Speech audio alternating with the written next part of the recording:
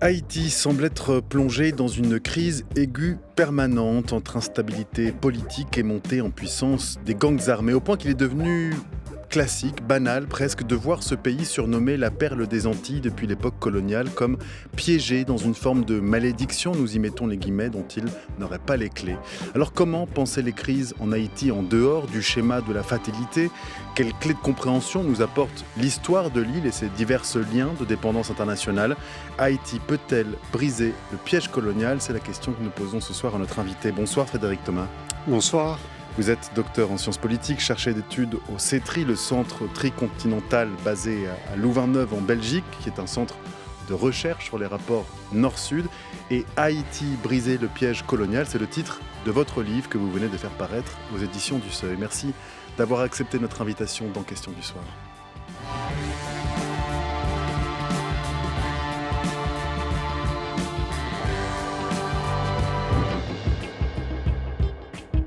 Ça provoque toujours de l'indignation, c'est-à-dire que ce n'est pas possible que ça se produise comme ça. Et le pire, c'est qu'il n'y a pas d'intervention policière, il n'y a même pas une note du gouvernement, il n'y a absolument rien. J'ai vraiment peur, j'ai peur. J'ai peur d'être touché par une balle, j'ai peur d'être touché par quelqu'un, j'ai peur un peu des gestes un peu tactiles, j'ai peur d'être violé, j'ai peur d'être... Et c'est ce que font les gens quand ils disent que je vais prendre ce quartier-là. C'est ce qu'ils font. Et là, moi, j'ai peur de ça. Il y a des histoires d'héroïsme qui ne peuvent pas nous permettre de douter de la capacité de ce pays de vivre, non seulement de survivre, mais de vivre. Et également de donner espoir à d'autres, à des jeunes, de continuer à lutter pour que Haïti soit un pays où ils veulent vivre aussi. Voilà, nous commençons cette émission avec 3 témoignages, celui de Litané Laguerre, écrivain, Alphée Desarts, écrivaine, et puis Chantal Quénol, directrice d'un collège. 3 témoignages issus du reportage Haïti, les mots contre les balles de Charles Emtaz et Olivier Jobard. Frédéric Thomas, dans quelle situation aujourd'hui se trouve Haïti ? Mais dans une situation de guerre, non pas de guerre civile, mais de guerre contre la population. Donc il y a eu 25 000 tués en 2025, près de 1500 personnes tuées au cours des 3 premiers mois de cette année.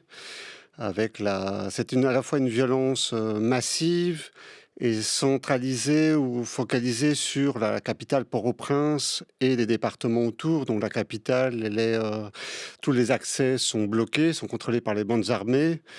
On n'y accède qu'en passant sous leur contrôle ou par hélicoptère. Et on estime que comme c'est une zone très peuplée, on estime qu'un Haïtien sur 4 vit sous le contrôle des bandes armées. Il y a près de 1,5 million de la population qui est déplacée interne du fait de la violence, qui vit dans des camps. Donc ça correspond à 12% de la population totale du pays. La moitié de la population est en insécurité alimentaire, a besoin d'une aide humanitaire.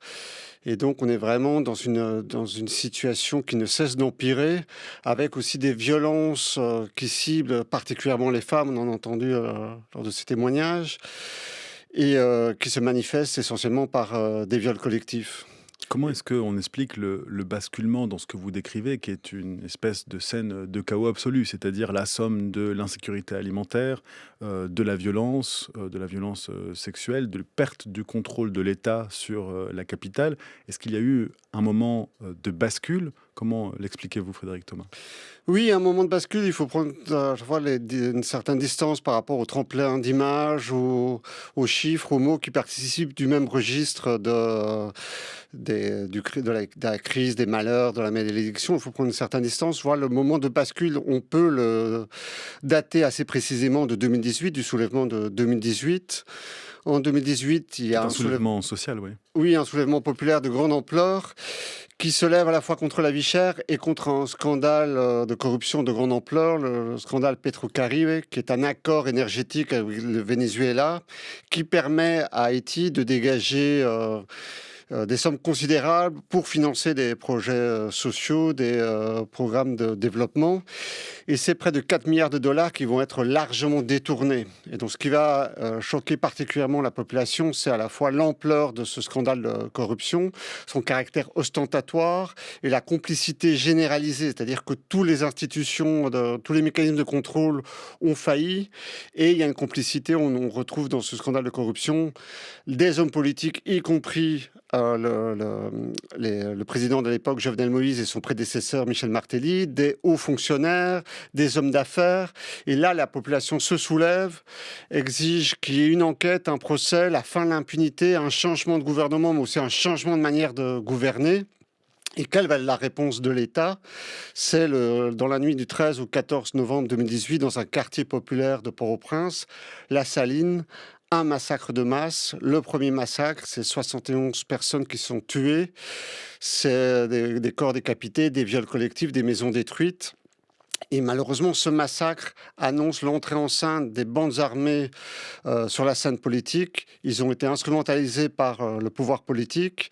Et au fur et à mesure que leur rôle s'accroît, ils vont gagner, se renforcer, gagner en autonomie au point d'être dans la situation dans laquelle on se trouve aujourd'hui. Et le président Jovenel Moïse a été assassiné en 2021. Depuis, c'est Alix Didier Fils-Aimé qui est Premier ministre par intérim d'Haïti. Quelle est la nature de ce pouvoir politique? Est-ce que, alors je précise que les élections ont été reportées encore une fois.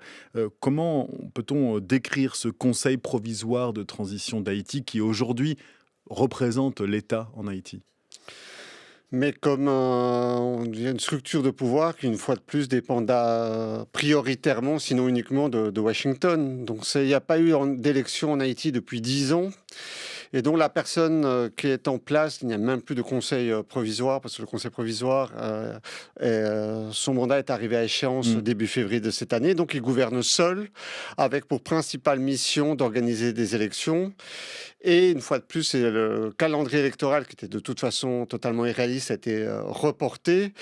Et il profite de ne pas avoir de parlement, de débat, de contrôle pour passer toute une série de décrets qui engagent le pays sur le long terme et qui posent question en termes d'autorité, de dépendance. Et donc on se retrouve dans le même mécanisme que par le passé, avec des gouvernements qui rendent des comptes davantage aux acteurs internationaux, à l'ONU, à Washington, qu'à la population elle-même.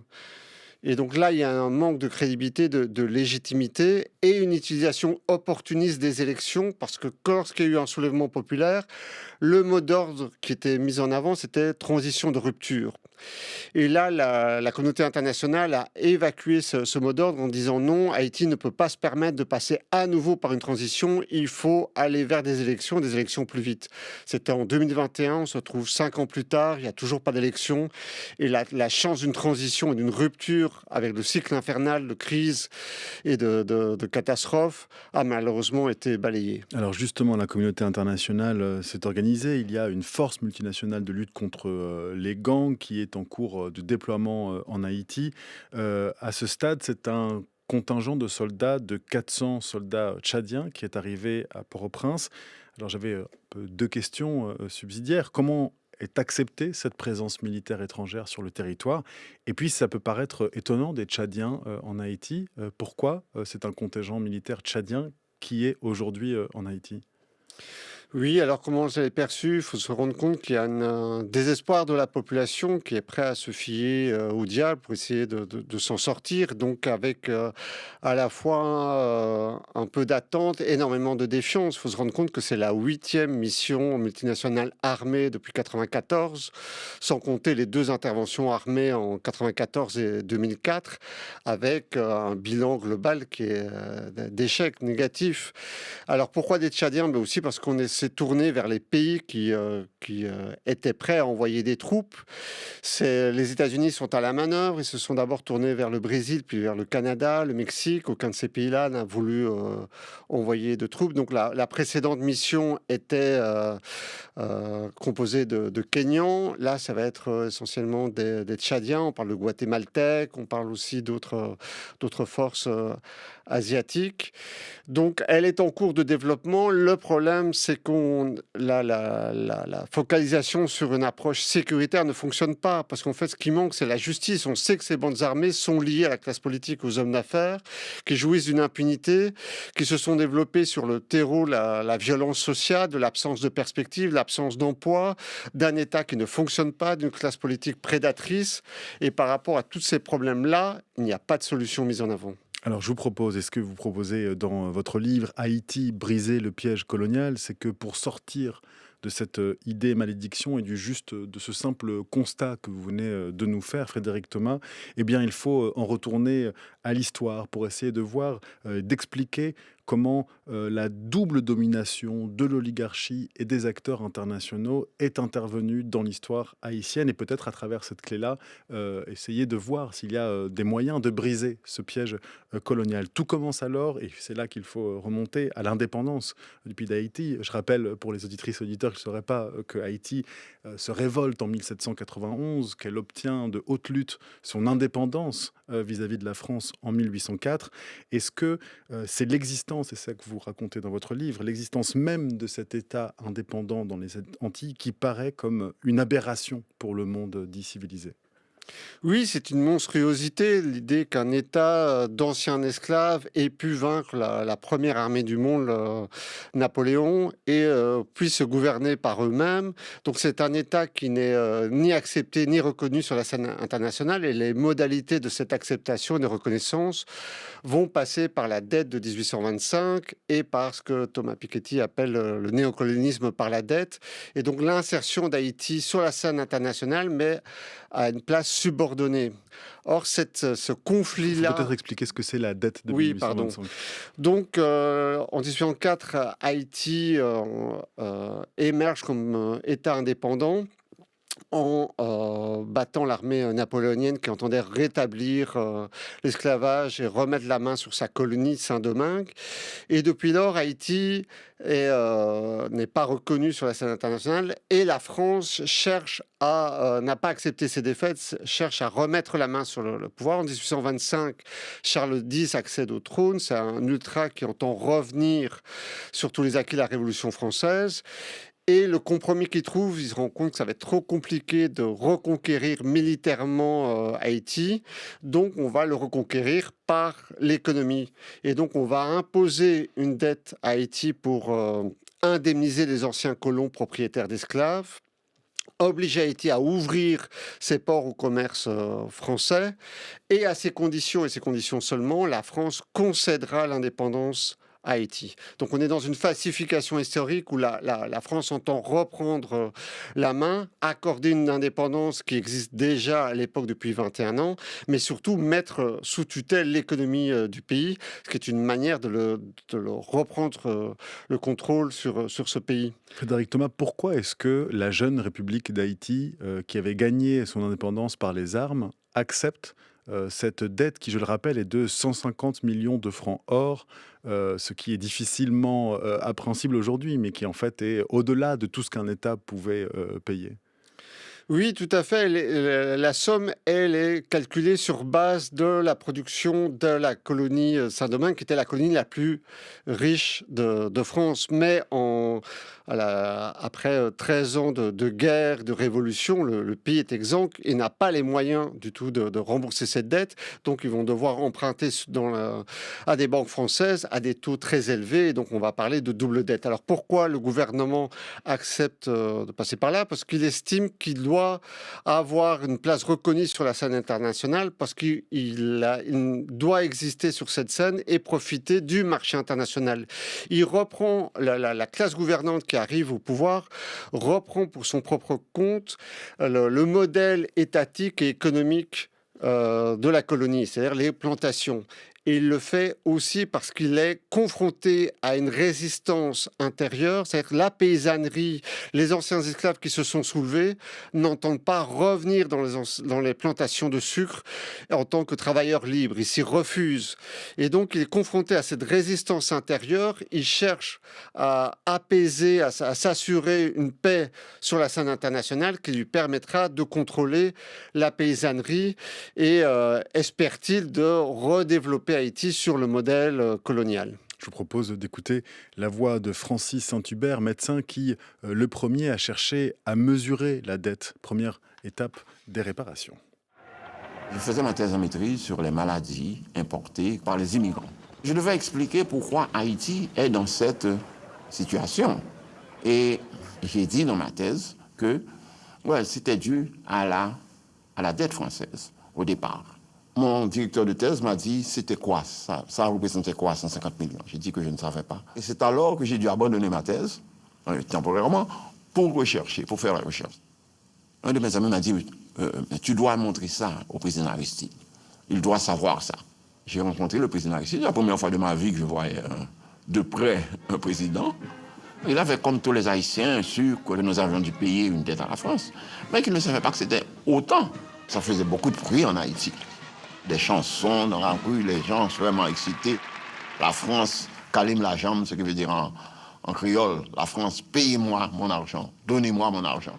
Voilà le témoignage de Francis Saint-Hubert dans le documentaire Haïti, la rançon de l'indépendance de Vendry Lanos qui est sorti en 2024. Jusqu'à quand, Frédéric Thomas, Haïti rembourse sa dette et les intérêts de sa dette, de son indépendance? On estime autour des années 1940-47.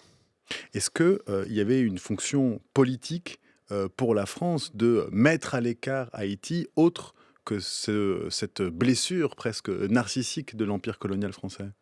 Oui, il faut se rendre compte que l'existence même d'Haïti est impensable à l'époque. Et donc, c'est impensable. On essaie de le réinscrire dans le cours normal de l'histoire, et qui était un cours de dépendance sous contrôle de la métropole. Et donc, cette dette, c'est pas simplement l'imposition de rembourser, de payer une indemnité. C'est doublement paradoxal, puisque ce sont les vainqueurs qui doivent rembourser les vaincus et les anciens esclaves qui doivent rembourser les esclavagistes. Mais c'est aussi de placer le pays, le service de douane, les banques sous le contrôle français. Et donc, c'est pas simplement de l'argent, c'est un mécanisme d'endettement et de mécanisme de dépendance qui va perdurer tout au long de l'histoire. Simplement, Washington, au cours du XXe siècle, va se substituer à la France, mais aujourd'hui encore, Haïti souffre de cette position subordonnée sur la scène internationale. Est-ce que cette dette, c'est pour vous aujourd'hui, Frédéric Thomas, la source des malheurs de la société haïtienne? Il y a peut-être d'autres facteurs qui expliquent ces malheurs-là? Non, à mon sens, la dette est un marqueur d'une alliance objective entre des acteurs internationaux et la classe dominante en Haïti. Parce que qui va payer cette dette? C'est la paysannerie, ce que Gérard Barthélemy, un anthropologue haïtien, appelle le pays en d'or.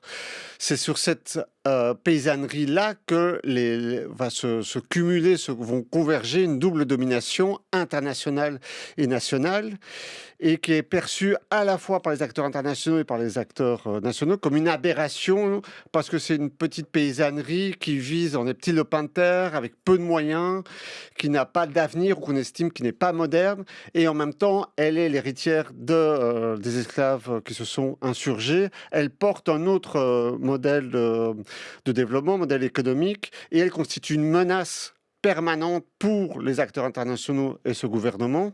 Et donc, va se mettre en place une forme de stratégie de développement anti-paysanne et basée sur la dépendance. Est-ce que cette dette et les compensations éventuelles que la France devrait faire aujourd'hui à Haïti en reconnaissance de, le caractère illégitime de la dette payée par Haïti, est-ce que ça fait partie du débat politique en Haïti? Est-ce qu'il y a des mobilisations pour cela? Oui, il y a un consensus assez général que la France doit reconnaître, s'excuser, demander pardon et avoir une restitution financière et aussi une forme de réparation. Mais dans le contexte général, ces réparations s'inscrivent de manière plus globale sur la manière dont on parle d'Haïti et l'ingérence continue des acteurs internationaux sur la scène haïtienne. Oui, parce que vous dites la modernité d'Haïti est une modernité sous emprise internationale. Oui, tout à fait. On peut se rendre compte que depuis le renversement de Duvalier en 1986, il n'y a aucune crise politique d'ampleur dans laquelle les acteurs internationaux, et au premier rang desquels, bien sûr, Washington, ne soient pas intervenus. Et donc, on a une forme de gouvernance internationalisée qui ne cesse au niveau économique, politique et même au niveau de l'aide d'intervenir et d'enfermer Haïti dans une camisole de force qui la piège dans ce cycle infernal de crise et de catastrophe. C'est-à-dire que l'État haïtien n'est pas tourné dans sa modernité vers une politique publique intérieure, c'est ça, Frédéric Thomas ? Oui, ça veut dire que l'État haïtien a repris un peu le fonctionnement de l'État colonial, et c'est un État qui est à la fois absent et prédateur, qui ne fonctionne, qui n'est là que pour réprimer et pour exploiter la population, et pas pour la servir. Il ne met pas en place des services sociaux, il ne met pas en place des politiques publiques, et lorsqu'il a des comptes à rendre, il les rend à Washington ou à l'ONU, parce que c'est de là dont il tire son pouvoir et sa légitimité. Et donc la population ne se reconnaît pas dans ces gouvernements successifs qui sont pour elle des formes de relais, d'expansion des acteurs internationaux sur place. Vous dites, Frédéric Thomas, et ça m'a intéressé, qu'Haïti souffre d'une triple dynamique, la privatisation de la violence, la gangstérisation de l'État et l'internationalisation de la sécurité. Alors on a parlé de ce troisième élément, l'internationalisation de la sécurité, mais je voulais vous demander comment est-ce que s'articulent les deux premiers points, cette privatisation de la violence et cette gangstérisation de l'État ? Oui, mais donc habituellement, sociologiquement, on définit l'État comme l'acteur qui a le monopole de la violence légitime. Or, en Haïti, ce n'est pas le cas. Il y a une profusion d'entreprises privées de sécurité, mais aussi il va y avoir une utilisation traditionnelle de bandes armées par la classe politique et les hommes d'affaires pour asseoir leur pouvoir. Et aussi, donc, on a une forme de privatisation de la violence avec une multiplication d'acteurs privés.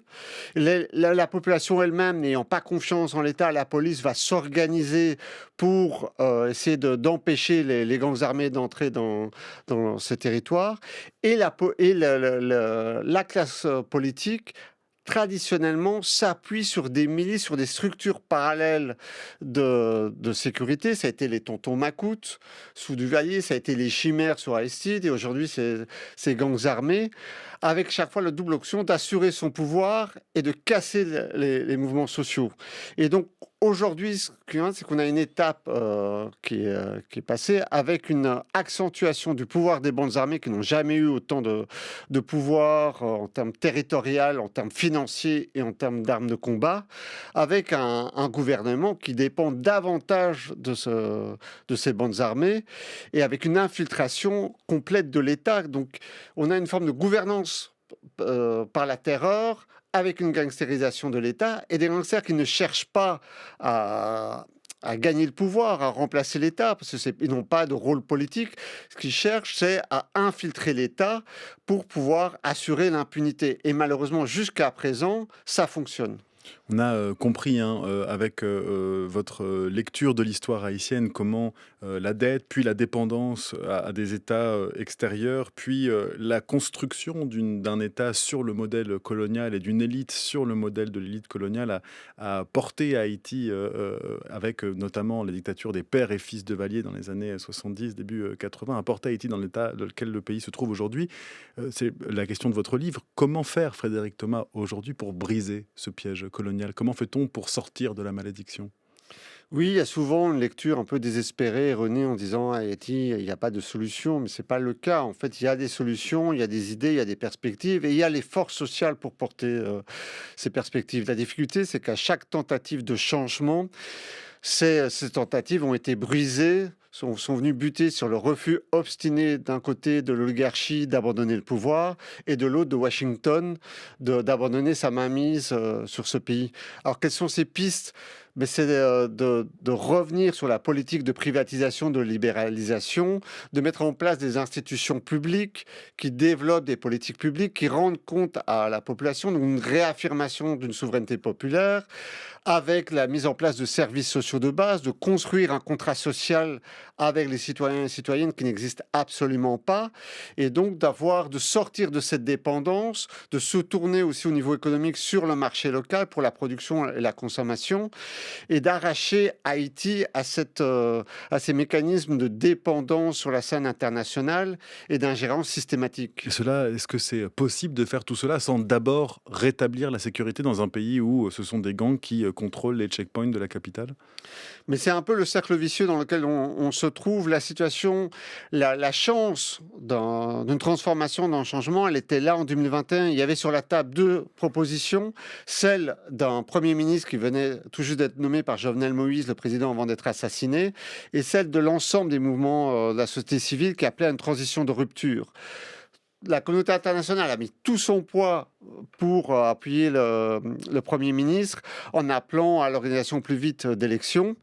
Et ça a été un échec. Et aujourd'hui, on se trouve bien loin de la situation. Donc la communauté internationale est prise dans ses propres contradictions en ne se rendant pas compte que sa modalité d'intervention et la manière dont elle envisage la solution participe du problème et pas la solution. Merci beaucoup. C'est la fin de cette émission, malheureusement, Frédéric Thomas, de nous avoir éclairé sur les origines des troubles et le trouble actuel en Haïti. Docteur en sciences politiques, vous êtes, je le rappelle, chargé d'études au CETRI. Puis je rappelle le titre de votre livre, Haïti, briser le piège colonial, paru aux éditions du Seuil. Merci également à toute l'équipe qui m'a permis de préparer cette émission. Bruno Barada à la programmation, à la préparation, Audrey Carme, Bertie Bourdon, Rodier Ken à la réalisation, à la prise de son ce soir, c'était Léa Racine.